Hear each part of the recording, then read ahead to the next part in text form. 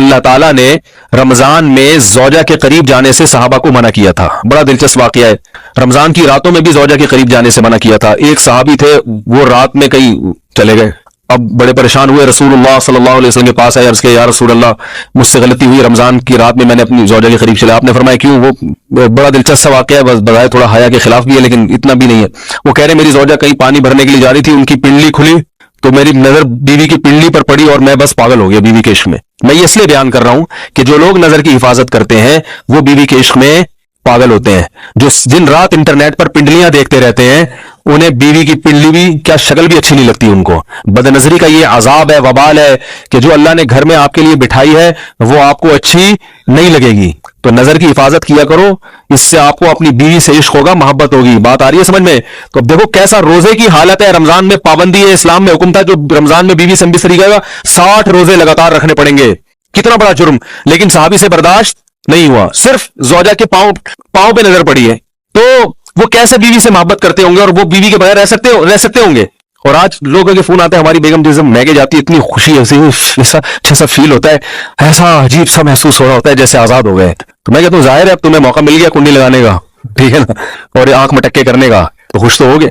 تو یہ بھی ایک عذاب ہے جو لبرل لوگ نے جس عذاب میں ڈالا ہوا ہے نا, اس میں عورت کے حقوق نہیں ہے. عورت کے حقوق نظر کی حفاظت میں اور عورت کے پردہ کرنے میں ہے. جب مرد باہر نکلے گا سب پردے میں ہوں گی تو آئے گا کس کے پاس؟ بیگم کے پاس ہی آئے گا. تو اتنے منہ کالا کرنے کے راستے کھول دیے ہیں تو ظاہر ہے پھر کامیاب ازدواجی زندگی نہیں ہوتی. تو نبی کے پاس آئے, عرض کیا یا رسول اللہ میں برداشت نہیں کر پایا, تو آپ مسکرا دیے. تو وہ نبی کے پاس گئے, یا رسول اللہ ایسے ہوا, مجھ سے غلطی ہو گئی. تو آپ نے فرمایا کیوں؟ فرمایا ایسا ہو گیا تھا. تو آپ صلی اللہ علیہ وسلم نے فرمایا 60 روزے رکھو لگاتار. انہوں نے فرمایا ایک کی طاقت نہیں ہے, اس میں یہ ہو گیا 60 کیسے رکھوں گا, نہیں ہے طاقت 60 کی. آپ نے فرمایا ٹھیک ہے پھر 60 غریبوں کو 2 ٹائم کا کھانا کھلاؤ. فرمایا اس کی بھی طاقت بولو بھائی نہیں ہے. اتنے میں ایک صحابی لائے کوئی چیز صدقہ کرنے کے لیے, تو آپ نے فرمایا چلو اصل حکم تو یہی ہے کہ 60 روزے یا پھر 60 غریبوں کو کھانا, وہ نہیں تو چلو فی الحال ان کو تنبیہ کے لیے کچھ ان سے صدقہ کروا لیتا ہوں. فرمایا چلو یہ فلاں خیرات کی ایک چیز لے کر آئے ہیں, تم یہ لے کے غریبوں میں بانٹ دو. انہوں نے فرمایا مجھ سے زیادہ غریب پورے مدینہ میں بھائی کوئی نہیں. آپ صلی اللہ علیہ وسلم مسکرانے لگے, فرمایا جاؤ کھاؤ اور بچوں کو کھلاؤ. اور وہی غلطی بھی ہوئی اور گھر میں راشن بھی آ گیا. تو اس کے بعد قرآن کی آیت نازل ہوئی کہ احل لکم لیلۃ الصیام الرفث الی نسائکم ہن لباس لکم وانتم لباس لہن علم اللہ انکم کنتم تختانون انفسکم فتاب علیکم وعفی عنکم فالآن باشروہن وابتغوا ما کتب اللہ لکم.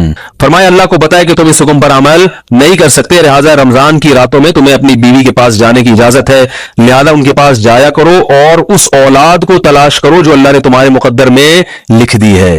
قرآن جہاں بھی بیوی سے ریلیشن قائم کرنے کی بات کرتا ہے اولاد کا ذکر لازمی کرتا ہے, یعنی تلاش کرو اس اولاد کو جو اللہ نے تمہارے لیے لکھ دی ہے.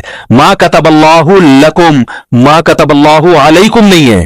اعلیٰ کا مطلب تمہارے خلاف, لکم کا مطلب تمہارے فائدے کے لیے. لام عربی میں نفع کے لیے آتا ہے, اعلیٰ عربی میں ضرر اور نقصان کے لیے آتا ہے. فرمایا یہ نہیں کہ اس اولاد کو تلاش کرو جو بطور پینلٹی کے اللہ نے تمہارے متھے لگا دی ہے, جو اللہ نے تمہارے فائدے کے لیے لکھ دی ہے. اس سے پتہ چلتا ہے اسلام اولاد کی کثرت پہ کس قدر حریص ہے. بات آ رہی ہے اور بھی اس بارے میں آیتیں ہیں قرآن مجید کی, مگر میں اب زیادہ تفصیل میں نہیں جاؤں گا. کچھ آیتیں رہ گئی ہیں, کچھ احادیث رہ گئی ہیں, تو وہ انشاءاللہ پھر اگلے